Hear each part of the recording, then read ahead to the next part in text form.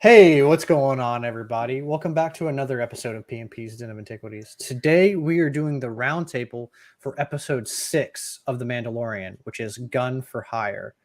Now, this episode, to me personally, it was definitely a filler episode, but I think I really enjoyed it still.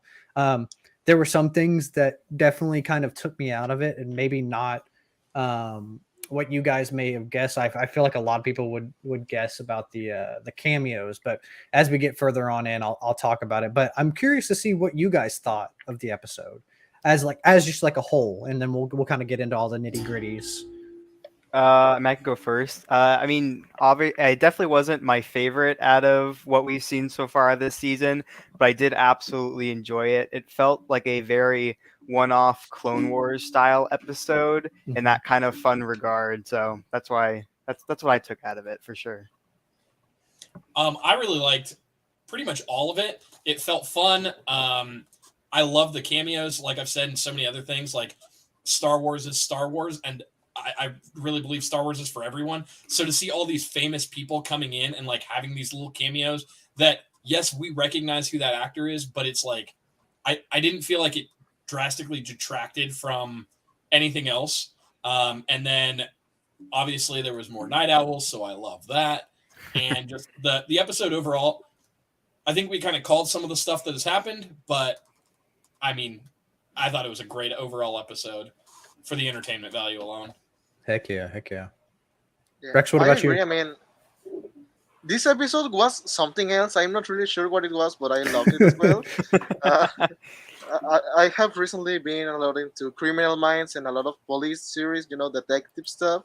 So, for me personally, was seeing all of that in the Star Wars universe for some reason. It was, cool. Yeah. And they say the fact that you have such big actors in the set did not get you away from the universe, because it wasn't seeing their famous character in there. It was seeing just another character from the Star Wars universe. For sure, man. For sure. Yeah. And we'll kind of, I guess that's where we'll go next.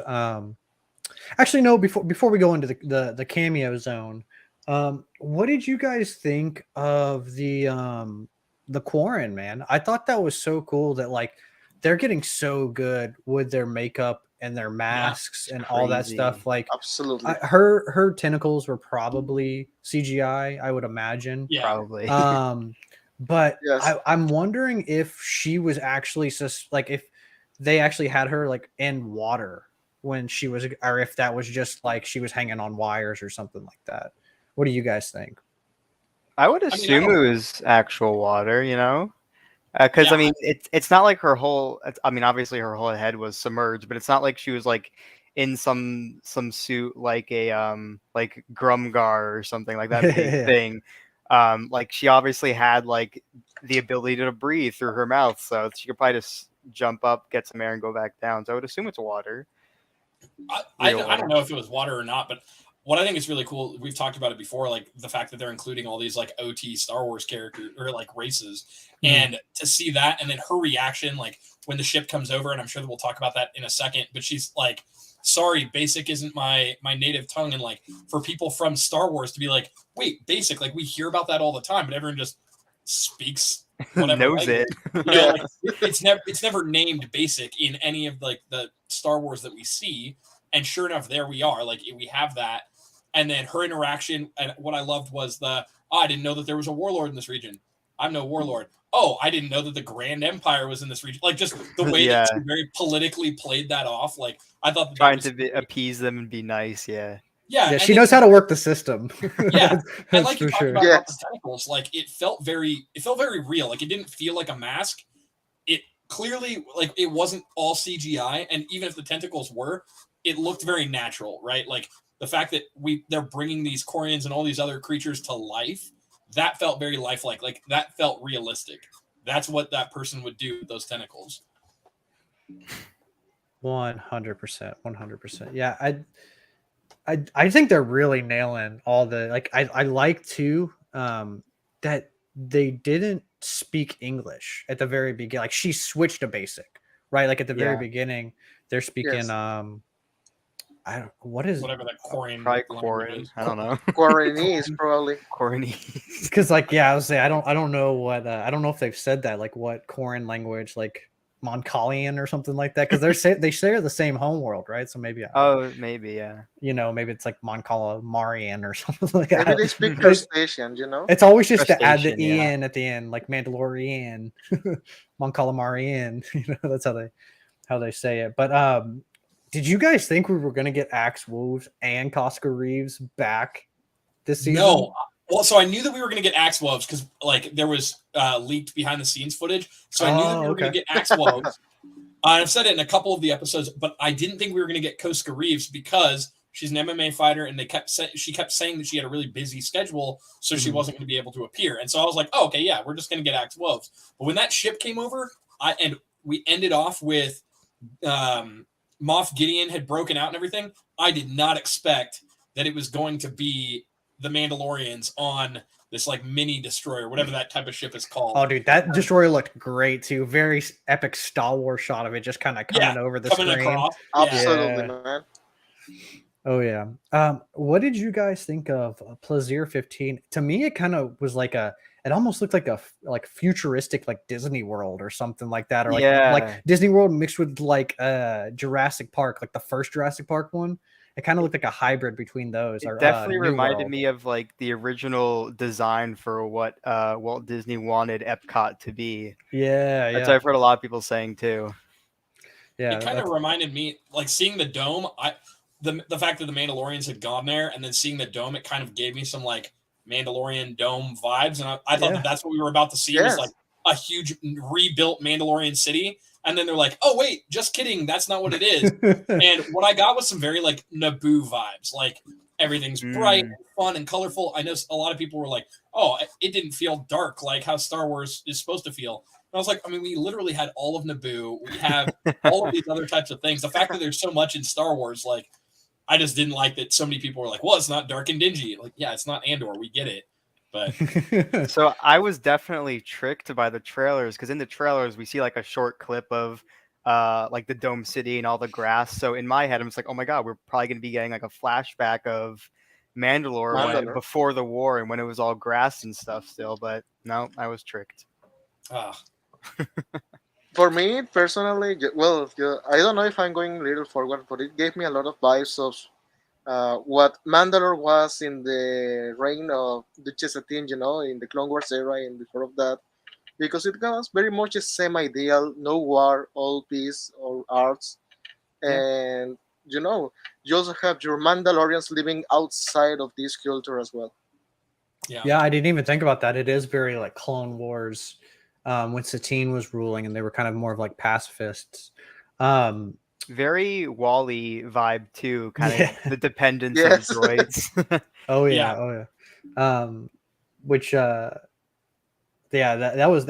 was interesting to see the. We'll get into the droids more here in a second, but what did you? I want to know what each one of you thought.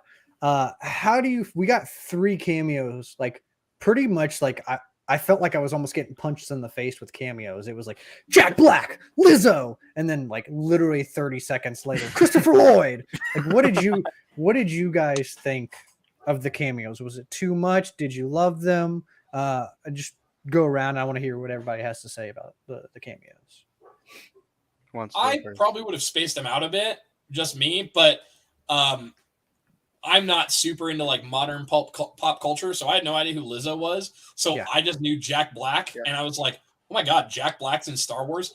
And I think that he's normally such an animated and over-the-top like comedian that I thought that he played his character very well. Like, yes, it was a very flamboyant, colorful character, but it wasn't like ridiculous, like fart joke running about, like type of craziness. I thought that it was very controlled, and I think that they did a good job with the cameos.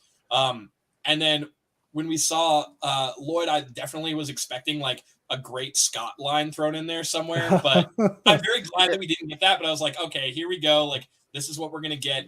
But what I think I love about it is I feel like when I'm imagining this, these are people that love movies and love like cinematography, and then you see, I can only imagine their perspective when it's hey, do you want to be in Star Wars? Or them calling up and being like, hey, I'd love to be in Star Wars. Like, where can you fit me in? And the fact that between the writers and these actors, they managed to find a way to fit him in that didn't feel, to me, it didn't feel drastically over the top with the characters. I wouldn't have shoved them all in one episode. Like, Yeah. I would love to see like Jack Black in episode 2, and then Lizzo in episode 4, and then, you know, Lloyd in episode 6 or whatever. But I mean, sure, whatever. I don't really care. And the fact that they didn't make them these overarching characters that I feel like now we're going to see them continually throughout the show. Like, hey, here I am, and I'm going to be gone again. You know, like, I thought that was good. I like the actual characters themselves too, more than just the cameo. So sadly, because of the state of the fandom and everyone wanting to be like the first people to talk about and post about the episodes, I was spoiled of them being in the episode. No. Because I'm not able to watch it at 3 a.m. I have to wait until the end of the day. But yeah, I was spoiled that they were in it. I mean, and we already knew Christopher Lloyd was going to be in it a while ago. That was already confirmed. But that being said, I was definitely more cautious going into it, knowing that them being such a big presence and big stars, it kind of helped me not get distracted as much as I feel like a lot of people did, or maybe I would have. So that in that regard, it was nice kind of knowing that they were in it, but I think it would have been a nicer surprise kind of just going in blind. But seeing all three of them, like Grant said in one episode, I think was a bit much for sure. I definitely would have wanted them spaced out. I love their characters though. They were fun. Yeah, man. For me, it was the same. That I am also not that much into pop culture. You know, I recently discovered Dodge memes a few years ago, so I think they're cool. In 2023, so I didn't know that Lizzo was Lizzo in there. So I was not able to appreciate her cameo as many of the fandom did. You know, because everyone was like, "Oh, Lizzo is in there," but I was like, "Hey, who's Lizzo?" Because I didn't know until someone explained to me. But I think it was cool to see like three big celebrities in one episode without taking that much weight of the plot or of the full series as a whole, you know. I was excited when I saw Jack Black because I saw the bird and I was like, oh, I know who is this guy. This is Jack Black. I think it was cool to have, you know, freaking Kung Fu Panda and Doc Brown in the same episode in Star Wars. Yeah. Heck yeah. I just love his background that he's ex Imperial too. So after the episode, I was just trying to think of how would Jack Black as a character fit into the ranks of the Imperials. It would be so funny. So leading off of that, you mentioned like Jack Black. That's the only problem I really personally had with the cameos is Jack Black doesn't do a lot of like, he does a little bit of, he has like isms. I call them like Jack Black isms. Yeah. Where he's like, come have a little sip. I'm like, okay, that's a Jack Black ism. Yeah. And then like his like, he like squints his eyes. He's like, you should look at the balcony. And he's like squinting his eyes. I'm like looking back and I was like, okay, that's a little Jack Black. And how he said he was talking about the program he was a part of and stuff. He's like, program. Yeah. Oh, he has a little bit of the isms. I wish they would have toned it down just a little bit because I think they could have added. I liked both the Lizzo and I'm like I said, I'm kind of with you guys. Like I thought it was Lizzo and then I looked it up and it was Lizzo. I'm not like a huge Lizzo fan or anything like that. I thought she did a good job with acting like what was she, a duchess? What was she? I believe so. She was an elected official. That was a big deal. Yeah. And then I thought they could have sprinkled in a little bit with Jack Black, just like maybe some like more imperialisms, you know, like how they say instead of schedule, they say schedule, you know, and stuff like that. Like they could have added some imperialisms to Jack Black's voice, because I feel like he was doing a very good job at not being Jack Black. You know, like he was trying to be like a and I also feel like they both played the roles of like kind of like a pompous like electoral leader, you know, like they're very almost feels like disillusioned with the world and how it's going, and they just have like, you know, festivals and they are very almost like I would say like Greek society where they like partied all the time and drank wine Yeah. and they're playing games and stuff like that. And then they have the droids. But I overall, I liked that it was a kind of different version of an Imperial.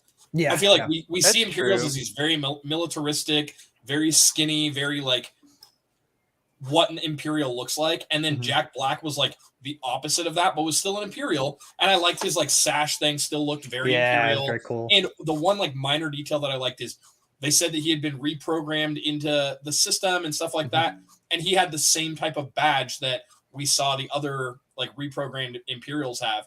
And Oh, I I didn't think even it's like see that. It's cool. Yeah, Yeah, he has the yeah. embassy program badge on. Yeah. Oh, and sick, I okay. thought that was a cool like little like small detail that if you noticed it, you noticed it. And the fact that they've carried that over, like I think that's a big thing with story writing and shows and everything. Yeah, this is what you wear if you're a repurposed Imperial, and the fact that he had that and claimed to be a repurposed Imperial.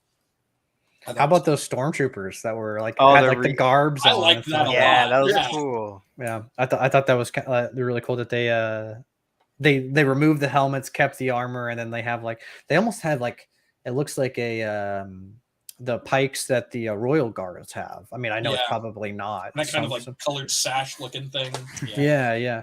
But and then I didn't mind Christopher Lloyd. I was just like, man, with an actor of like that caliber, I was just hoping he had like a like because you're never gonna see that guy again. Like you maybe like somewhere. I was like, oh man, I know we said like like Bo-Katan's dad or something like that. Like I was like, I was really hoping for something like that because his character is Yeah, that would have been awesome. his character's awesome. But then we kind of they end up having a droid problem. They go to talk to Christopher Lloyd's character, who's like the head security guy. Yeah. Well, how did you guys feel about the Ugnaughts? I always think it's so cool that Mando can, besides basically the Babu Frik characters, he can almost talk to like he knows how to talk to any creature. He can sign language with the Tusken Raiders, Tusken. Yeah. he can speak a tease. He can, he knows how to speak Ugnaught apparently because they have this they speak English, but they have a very specific way that they speak, Yeah. So I thought that was kind of cool. But what did you guys think of kind of seeing that and mentioning Quill again too? It was very Cloud City-esque, Yeah. where they go down and like the very depths of it is where all the Ugnaughts live. And it's cool how I guess from season 1 kind of just thought Quill talked like that and said like the whole I have spoken thing, but now we learn it's more of like a cultural thing with all the Ugnaughts, which I think is what the Mandalorian's doing really well with all these species, is just giving them backgrounds. Like giving them a sense of identity. Yeah. I 100% agree. 100% Yeah, agree. I really liked them going down, and I liked the stark difference between the way that he talked to the Ugnaughts and then the way that he talked to the droids. Like Bo-Katan goes down there. Yeah. Bo-Katan goes down there and she's very illustrious and you will help us and this, that, and the other. And he goes and he talks to him and they're very forthcoming. And then when they're in the bar, he's he's like, I will massacre you. Yeah. The polar opposite. Yeah. Well, that leads into the seeing B1 battle. Like actually, I feel like most of them were CGI, but when he's on the ground, like they run through the chase scene and they get the B1. I'm pretty sure that's a live action, like belted.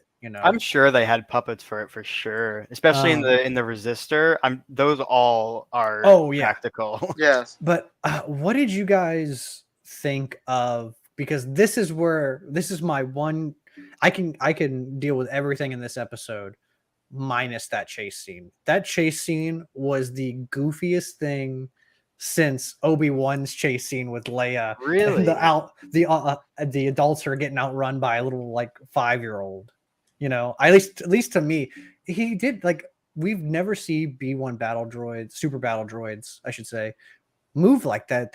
And I think Geonosis is the fastest we've ever seen them move, and they're at like a slight jog. And these are like iRobot, like Iron Man guys going full blast, throwing boxes, like jumping on cars. I'm like, B1s have never done any of that. So I thought it was kind of weird, personally. I wanted him to be more aggressive. Like I liked him. I liked the droid throwing stuff and everything. But the fact that he's running away, like if he's really falling back to his programming, these were super battle droids, down. like, yeah, like he would have, okay, I just got kicked. I got knocked down. Not, oh my gosh, run away. You're right. I got very like iRobot vibes. Like, oh my gosh, I'm scared and I need to run away. Like they're gonna catch me. But if he's drinking whatever he's drinking and it's reprogramming him, the fact that all of a sudden he's like, I need to run away. Like he wouldn't be, in my opinion, he wouldn't be scared if they've been causing accidents and intentionally hurting people. I feel like, oh, you just kicked me and knocked me down. Now I'm gonna have an epic fight with you right here, and we're gonna have it out. And I was kind of hoping for like a droid like pit fight. Like I wanted them to like, form a square around him and just start wailing away. To my point that I just made too, I feel like they could have easily changed this if they would have done a commando droid, because a commando droid can literally do everything that B1 did. And I think there was one in the Resistor. Oh, really? Was there? I have to go back and so. look. J Guy, I forget his actual name, but he put out a little thing that he basically not categories, but listed all the droids that were in that bar. So check out his Instagram because I think he had one listed. Nice. Okay. The one thing that I loved about that chase though was Bo-Katan throughout that whole thing. Like I felt like Mando was like getting knocked around and like running and stuff, but there's one point where the droid throws something and it's in the way, and Bo-Katan, no hesitation whatsoever, just uses her jetpack to go up and over it. And it felt very like, I feel like in this, we got a lot of her equipment feeling very natural. Like I'm sure we'll talk about the fight later on, but like her equipment just seemed very natural to her. Everything that she was doing, all of her movements, I liked that a lot. Well, dude, that shot of her where she's like going like armor, this. Oh, it falls down. And she's just like badass, I'm just like, oh man, that's so cool. She got the gunslinger face on and stuff like that. She's like, you've been terminated. They were absolutely like hauling ass though in that chase scene with those suits on, which is definitely not easy. I had to do it with Zach in Kestis a few weeks ago, and my God, so props to Brendan or Latif, whichever one was in the suit for that scene, because that is not an easy job. Yeah, because I think what Grant was saying, when she goes over the box, I think Din power slides under it, doesn't he? He does a lot of crazy things in that chase. Yeah, where's his jetpack? That's what I want to know. I thought about that when they first get off and they're walking to the train. Yeah. He doesn't have his on, and I was like, "That's an odd He just left choice." it at the ship. He just put it on the ship. Yeah, they won't need it for this time around. Well, that is one thing that I've liked about Din Djarin throughout The Mandalorian. Like, I feel like in a lot of things, you see people walking around with like blaster rifles in the middle of town and shit, and I feel like Din's very much like, what's practical? Like, I'm about to go to a town. I don't need my jetpack. Like, he carries this one blaster pistol. That's what he does 90% of his stuff with. And we talked about it in other ones. He flies around with his jetpack and he's like slamming into walls and stuff. Like, he's not super proficient with it. So the fact that he's like, yeah, I probably won't need this right now. I kind of appreciated that it's not. I didn't think about that. Have we seen his rifle this season? Didn't it blow up? Destroyed. Yeah, it blew up in the Razor Crest. Yeah. Did it? Yeah. Yes. Oh, that's a bummer, no more pulse dude. Rifle. That's a bummer. Okay, I didn't even realize. No, I was like, we haven't seen that. Yeah, like, no disintegrations anymore. Well, that's the tragic thing about it is like that was outlawed, so that's probably like one gun out of like 1,000 or something like that now. Yeah. Because they were out. Disintegration was outlawed, and yeah, don't worry, they will retcon the ship blowing up in next season or something like that. Right. Nothing's ever really gone. Not even ships. Not even tech. Not even. Tech. Oh my! Too early, man. Too early. It's too soon. But no, go ahead, Rex. Did you have something to say? Oh no! Oh, you no, were saying no, it was no, too that's soon. Tech. Oh, okay. Yeah. Okay. What did you guys think of the droid bar? We finally got that. I'm so sad my boy Quick Draw Quasar wasn't in there. I was really hoping he was going to be in there sipping from the Bad Batch, that Riot Racing one. I was really hoping. They walked in, and the entire bar went silent, and everyone turns and looks at them. And I wanted redemption for C-3PO and R2-D2 in A New Hope. Get out! I wanted we don't serve your kind here, like so badly, Mm-hmm. and it was a missed opportunity. But we're not gonna get it. But like later in the episode, I was like, well, maybe it'll be like in Kenobi where we all wanted the hello there and we didn't get it till the very end. So I like watched throughout the entire episode. I was like, they're gonna go back there. They're gonna go back there. They're gonna say that. I was like, no, they've been way too friendly. That's not going to happen. It's just too bad. I'm kind of glad they didn't though, because they ended up being friendly. It would be a bit out of character. Yeah, 100%. But yeah, we also had no idea where it was going to go. Custom droids though, like the solid black droids. Hopping back to the I think they're in the bar too, but hopping back to the beginning the of the episode. Imperial ones. Yeah, the they're Imperial solid ones. black, like so so glossy. clean, so clean. And then we get the turquoise droid out of like nowhere. You know, I'm like, what the Yeah. heck? I was like, where has this droid been a part of that he's turquoise? You know, and Which then we get a one? lot of like Galaxy's Edge ones too, like the Rex. Isn't that his I was- name? I The wish DJ him- Rex. Yeah, I wish DJ Rex was actually there though. Yeah, Not The just Star the Wars RX one? series. Is that the one you're talking about? Yeah, the Uh, one that's the DJ at Galaxy's Edge now. yeah, I think it's in Oh, okay. Olga's. Yeah, he Olga's does Cantina. Yeah, he was originally Star Tours, like Yeah. 19, Oh, okay. 1980s, 1990s Star Tours. He was your guide. That was Oh, like a big deal. Yeah. I did not know that. So that's the canon background for the DJ. He, I think his ship or he crashed on Batu, and then the droid smith there, Mubo, he like fixed him up, sold him to Oga, and now he's just working there for the rest of his life. Oh, dang! Yeah, The more you Max, know. You've got to go back and look up like Star Tours, like 1990s Star Tours. Okay. And Okay. Cool. Yeah. It was like an interactive screen, and the whole thing would move. But he was like the one thing that was there that was like an actual prop. Oh. Yeah, instead of C-3PO now, it was Rex. Okay. Okay. Okay. Yeah. Oh, okay. I want to add about this scene. Before it passes out. You know that you in the original version you didn't get the "We don't serve your kind" here. Okay. Yeah. However, in the Spanish from Latin America version, we did get a reference for that. Because Dean, when they walk in, say something along the lines of, "I don't think they see a lot of us right here" or something like that. Yeah. Okay. However, the translation from the line in Spanish is actually, "I don't think they serve our kind here." Oh, Huh. that's I mean, cool. I love that. Wow. They actually adapted the original line from Spanish into this one. They didn't change it as drastically as in the original or English version. Well, So we actually got that particular reference in this episode. Well, That's more really- you know. Now. That's really cool because when I did the solo podcast with Strike, he's from Germany, so like he's like all the I don't know if it's the same in Spanish, but like basically all the German voice actors, like they do everything. So Anakin and Clone Wars is the same thing. Anakin and Yes. Attack of the Clones and Return of the not Return of the Jedi and Revenge of the Sith, same Anakin. Like they're all like there's not like different ones like in the English version. So It is the same for us. so that's kind of we- cool that you we- have like one voice because I feel like in the English versions like the You we can have, like, notice Matt the difference in Lanner's. the voice. Yeah, we have like I mean, Matt for us, Lanner, we have all that that stuff. continuity, because, for example, well, with Bo-Katan, it is actually a different voice in the Clone Wars in Spanish Oh, okay. than we have in live action. They actually changed it for whatever reason, I don't know. And speaking of that, not the episode, but thanks to the different translations, Christmas is canon in Star Wars. Oh, okay. Because in the Citadel arc, Echo, All of Sadness, you have a reference to Han Solo and Carbonite because one of the ARC troopers at the beginning says, "I don't want to end up as a wall decoration" or something like that. However, in That's Spanish funny. they say, "Hey, I don't want to end up as a Christmas ornament." So Christmas is really? now canon. in Star Wars. Oh my let's god. Go. Let's go. You learn something new every day. What did you guys think of Dooku being referenced? I was like, this is a kind of a prequels episode. He was like, Dooku was a visionary. I'm like, oh man, only if you knew. Only if you knew.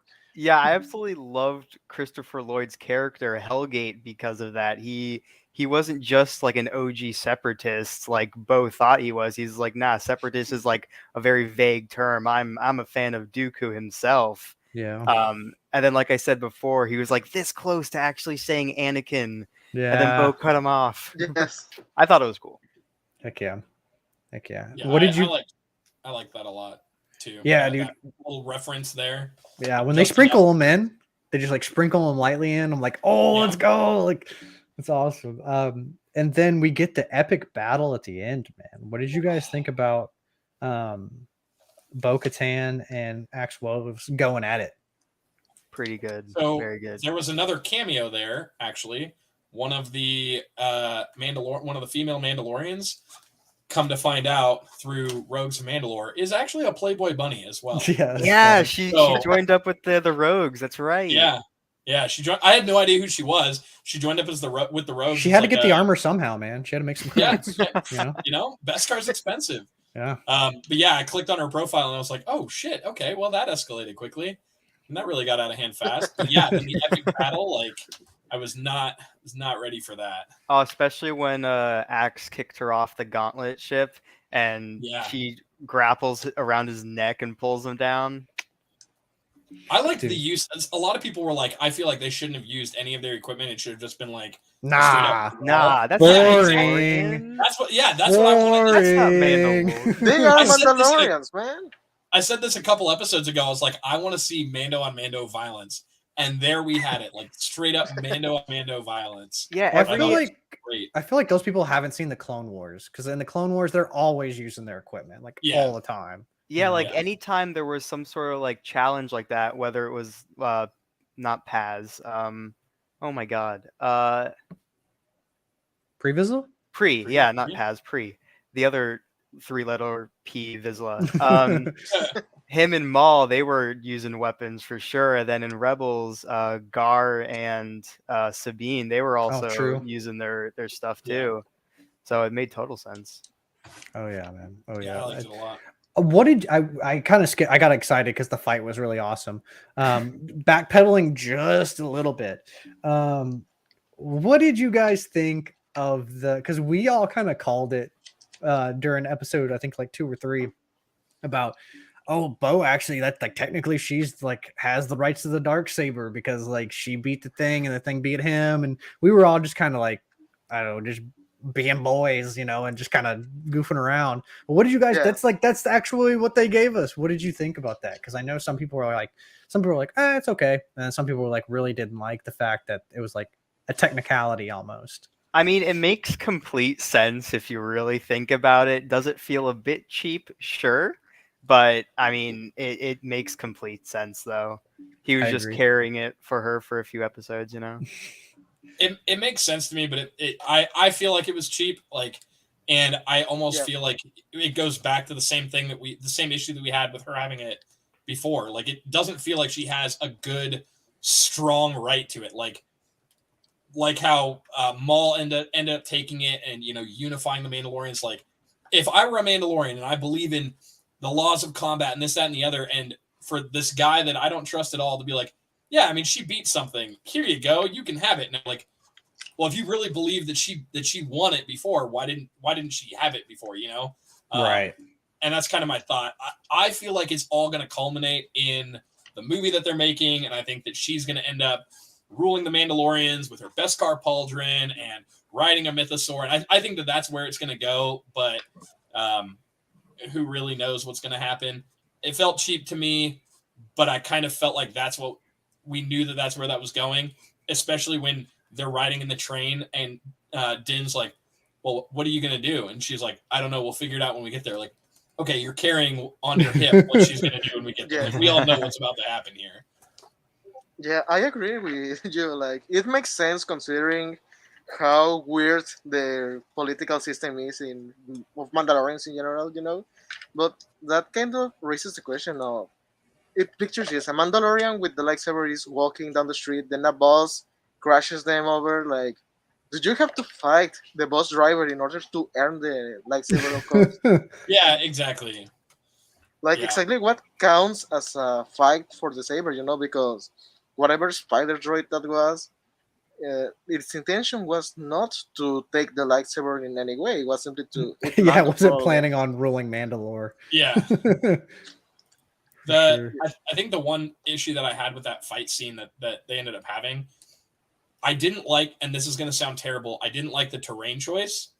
Like, I mean, I get it, Interesting, okay. but to me, what it looked like, and this is just me, I feel like they took a couple cameras and some dudes in Mandalorian armor at a random con And a football. on a grass field, and they're like, hey, run around and like pretend to fight each other for a couple minutes. Like, there wasn't, aside from like the CGI gauntlet ships and stuff, like, it was some people standing in a field. Like, they were throwing a ball back and forth, and like, I get it, they're not really doing anything, but I felt like the half-assed Mandalorians in episode what was it, 2 where they're, or 3 where they're like duking it, like the little kids duking it out on the beach, felt more realistic Mandalorian to me than like, we're all sitting in a nice green field. Let's throw a ball back and forth. What a wonderful time. What's That really was like fun? my only complaint with the whole episode. What's really funny is it looks exactly like a place we filmed at for Kestis with all our Mandos. So Nice. I hope you enjoy that then.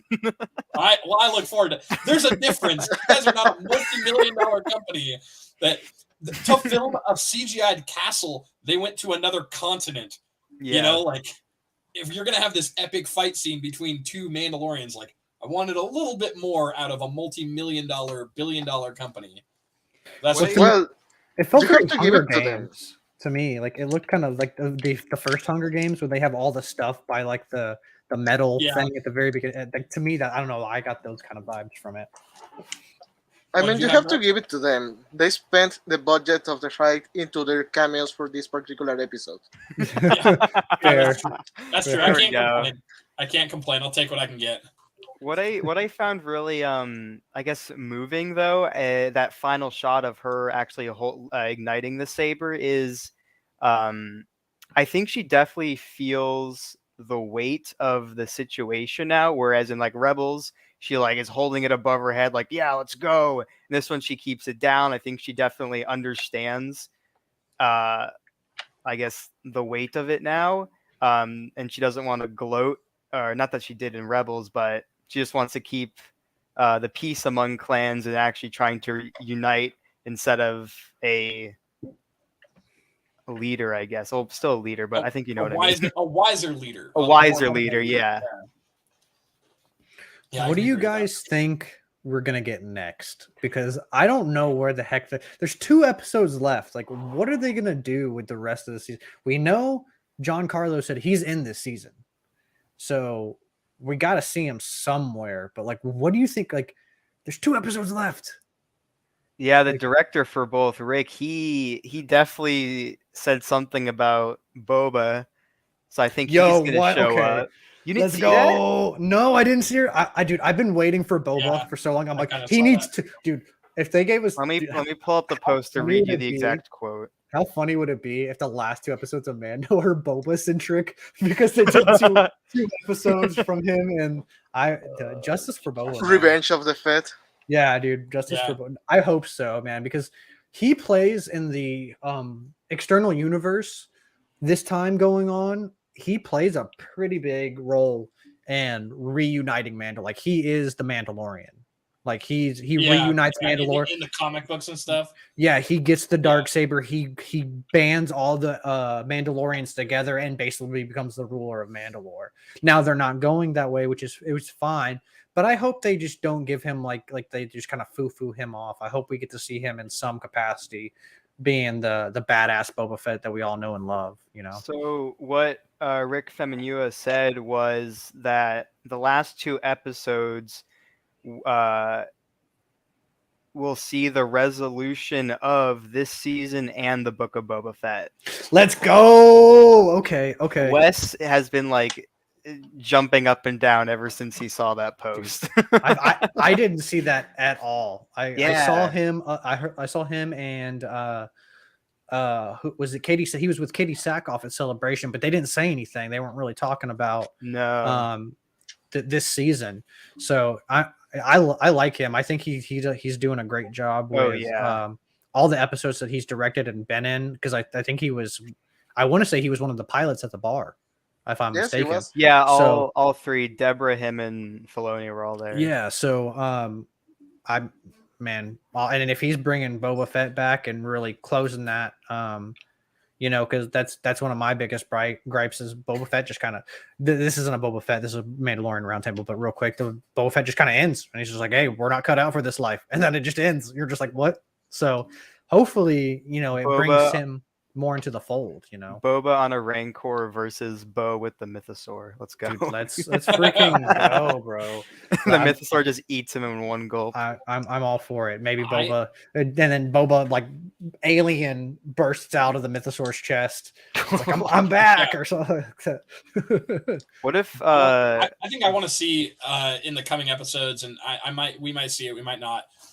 I want to know what's going to happen to Moff Gideon. Mhm. I want a conclusion to that because we keep hearing about it. Now we know he's gone. Something with Mandalorians.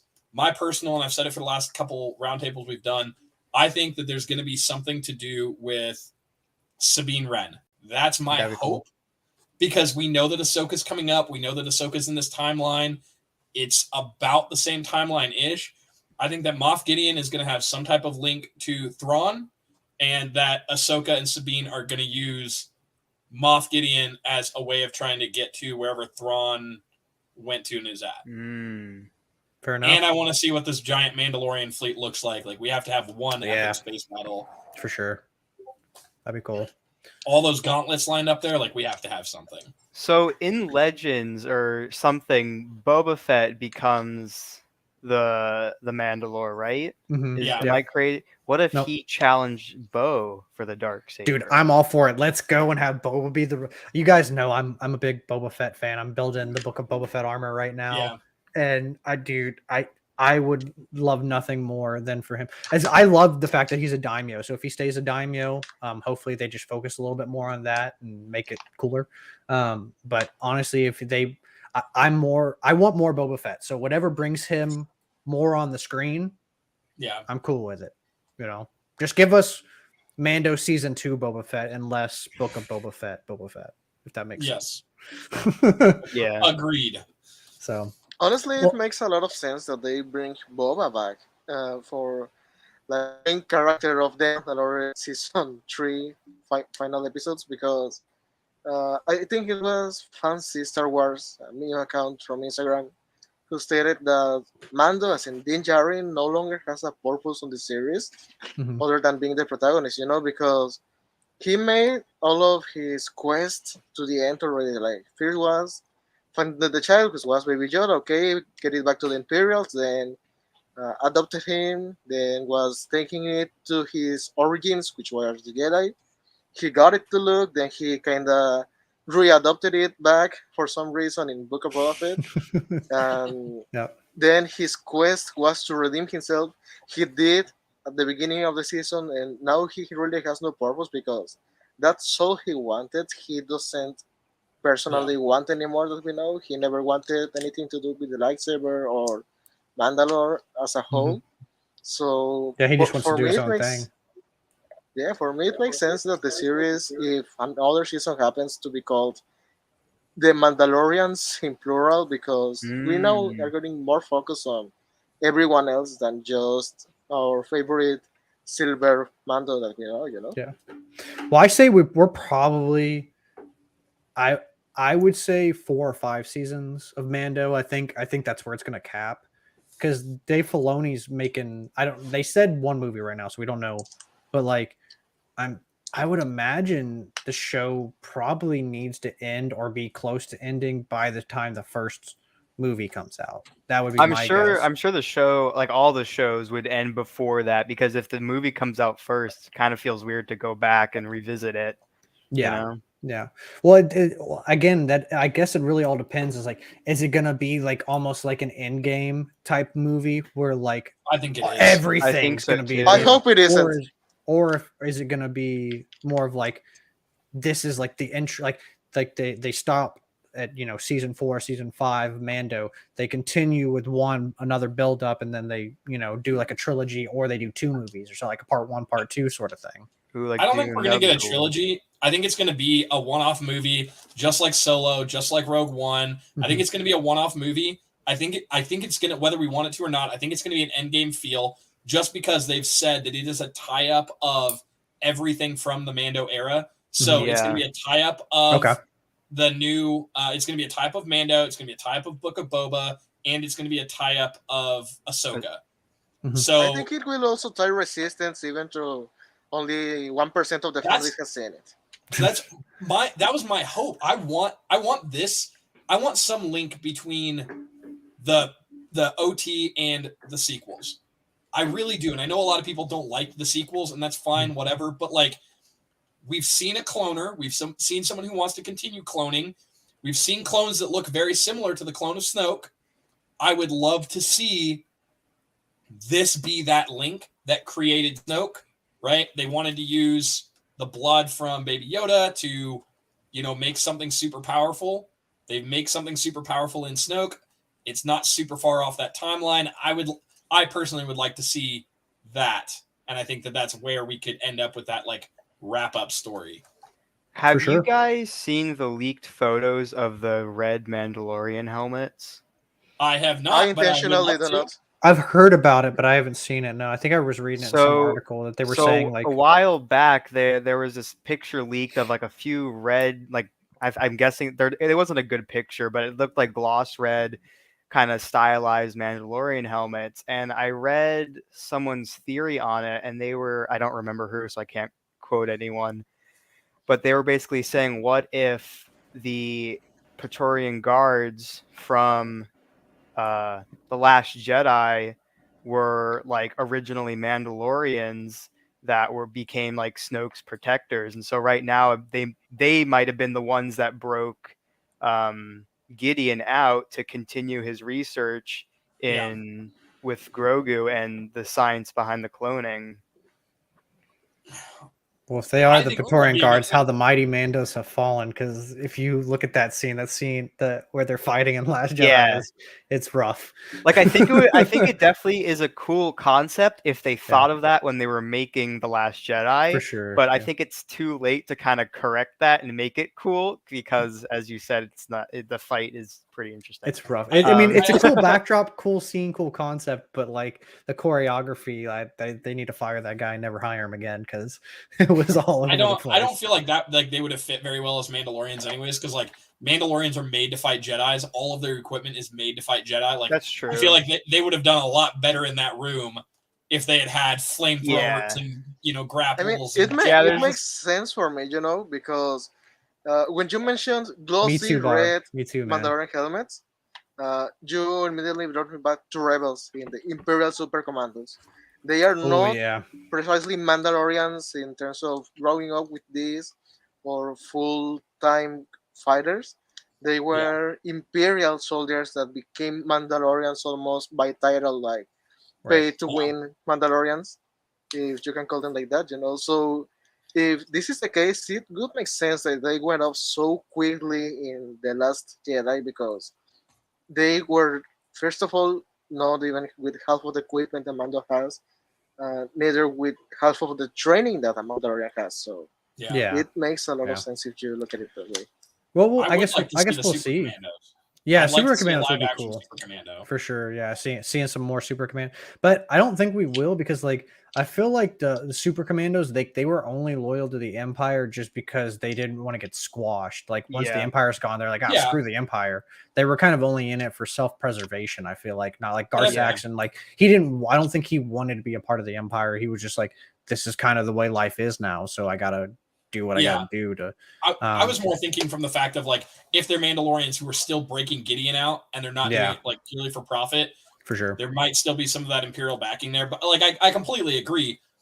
But I'd like to see something, talking about red Mandalorians. I haven't seen the photos, so it's hard to tell, but I feel like that's a very Imperial Mandalorian. We've got lots of Imperial remnant, like That'd be potential. cool. Yeah. I mean, I doubt it. I doubt that we're going to see it, but I'd like to see something like that in live Or action. just like a red Super Commando helmet or something like that, like where it's just like you know how they have red and white. Maybe there's just like a solid, or maybe it's like the first, like you were saying, like it's like the first order, those red stormtroopers. And I think it was Rise. I want to say. Oh, the Sith troopers. Yeah, I think it was Sith troopers. Yeah, maybe something kind of like that, to where it's maybe not directly tied to the sequels, but is like kind of like, hey, this is where it started or something. Yeah. Well, I think we're at about 40 minutes now. I think I've said everything I've had to say about the episode. Do you guys have anything left? You want some Easter eggs? Let's go. Next Easter eggs. Where have these been all the time? So the first one, really cool. The voiceover in the tram that they ride, the lady is the voice of Padme from the Clone Wars. Oh, okay. Oh. So there's this channel called New Rock Stars, and he had a video where he translated all the signage in this show because there were so many neon signs. So if you want to go check out all of them, go look that up. But one that he found, it was very funny, It's when they finally find out that Hellgate was the one in charge of the nano droids, and the text that pops up next to him reads, "This means nothing. However, fans may interpret the hell out of it." That's awesome. Okay. During the little chase scene, they pass by the same style speeders that the mods drove in the Book of Boba Fett. They were just painted white. yeah. Okay, Yeah, I saw thank that. you for bringing that up. That's something that I wanted to mention because I'm very harsh on those in the Book of Boba Fett. Perfect setting in place for Yes! these to be. Yeah. Perfect setting. They Like, look great here. yeah, Yes. not out of place. Very like pompous, rich kid. Like I got my dad bought me a new sports car. Very like they were solid white. I would have I mean, even the colors, the Power Ranger colors would have been great in that instead of the solid white. But I'm glad you brought that up because that's perfect time, perfect place, not supposed to be on like Tatooine. where Yeah, it's I mean, all I rough get, and I mean, I sandy. get those kids in there were trying to bring some of that life to the grunge of Tatooine, but For yeah, it sure. just at the end of the day, it looks weird. Yeah. I think. Sorry, the I thing didn't mean that to loved interrupt your flair. No, Yeah, it's exactly. good. I think the thing that I loved about those being there is, again, kind of talking like what we talked about before this, talking about like hopefully this new Rey movie will like redeem Rey. I think that they're listening to things that fans are saying, like, "Hey, I hated those in Book of Boba," and they're like, "All right, cool. Well, we're gonna make him cool and we're gonna make him fit." And I think Yeah. I'm really hoping that that's what they're doing with like a lot of things. I So- also don't think they had like 20 mirrors on each side either. In Yeah. this They one, did. so. Yeah, no, they did. Yeah, fair. They weren't fair. quite as ridiculous. And then the last cool thing was at the Resistor, the two droids that I found the coolest was the RQ series droid, which were the ones from Rebels that were just the Imperial spies that kind of just ripped into Tropper base. And then the other one was made from a drawing contest by Force for Change. It was the little droid. It was like a mini astromech head, basically on this long neck. Oh, I saw that one. Yeah, so that Yeah. was originally, I think at last Celebration they unveiled it that there's this kid that drew it for the Force for Change No way. That's cool. charity, and then they took that drawing, made it into a physical droid, and put it in the Kenobi show. But they reused it for this, which is cool. Heck yeah, dude. That's sick. Yeah. There's also a droid in there that was voiced by. It's the same droid that was seen in one of the animated shows. I can't remember. I was thinking about you earlier today when I read it, Nick. I'll have to find it and send it to you. I know Matthew Wood did all the B1s again. No, it wasn't that. Okay. Watch now. I'm not going to be able to find it, of course. The was Typical in my fashion. the turquoise droid you were talking about, the protocol droid? Mhm. Yeah. Yep. Okay, so I was listening to the Thank the Maker podcast, and they actually talked about that. I don't remember the exact story behind it, but the guy that was actually I don't remember was the guy. I think it was the guy that was building it. Sadly passed away with cancer before finishing the armor. So I don't remember his name. Also, I think his name is Gordon, who has been like very popular in the droid scene for the new age of Star Wars. He finished the build and brought it to life in response to his passing, which I thought was really cool. Don't quote me on this story. Check That's out the cool. That's check cool, out the though. Thank the Maker podcast for the exact details on it. But I Okay. just wanted to share a snippet of it that I remembered. So That's I got sick. my shows wrong. The droid that I'm thinking of is one of the droids that's seen in the new Ahsoka trailer. Oh, Um, Huang. Yeah. That's what I saw. And I Oh. was like, oh my God, he was in the droid bar. No, I'm an idiot. Coincidentally. No, you're fine. You're fine, dude. Cooking It's up all good. lightsabers for people. Yeah, I also want to add one thing that it is not a Easter egg, but I think we have to be very thankful for this 360 scenario recording thing that we have, because when they are in the tunnel, you can see a lot of the reflections on Dean's helmet and armor when they are just passing through. Oh And yeah. I think that helps it look much more natural. Like, this is not something you notice because it's supposed to be there, and if it isn't, you would not notice either. But it helps a lot on making it look natural because, Yeah, it gives them that like, realism. Can you Yeah. imagine if they didn't have those screens and the VFX department had to like mirror everything Oh. and put it on his Chrome? Oh my Nightmare Oh my fuel. Oh, wow. Nightmare God. fuel. Dude, no. Mm-mm. No. no. It's so funny though, because like I don't know if you guys watched like the celebration thing, but there was a couple when they brought on directors, like every director was like shitting on the volume. They're like, no, we film real shit. We don't film on the volume. We don't film. Yeah, I was just like, the Rogue One directors. yeah. I was like, dang, dude. I was like, yeah. I was like, Or, I was yeah. like, I understand like filming on real sets, like that's awesome, but like you can't like deny the marvel that is the Volume. volume. Yes, thank you. I was Yeah. like, I literally just said I was like couldn't think of it. Like Yeah, that's yeah. like a technological masterpiece within itself. Yeah. Just having that, like, don't get me wrong, shooting on location is just as great, if not even better. You know, but the volume is also amazing, and I just Yeah, thought it was why- funny that they were crapping on it. Why go sweat yourself to death in Tunisia when you can boot up a desert landscape, you know? Exactly.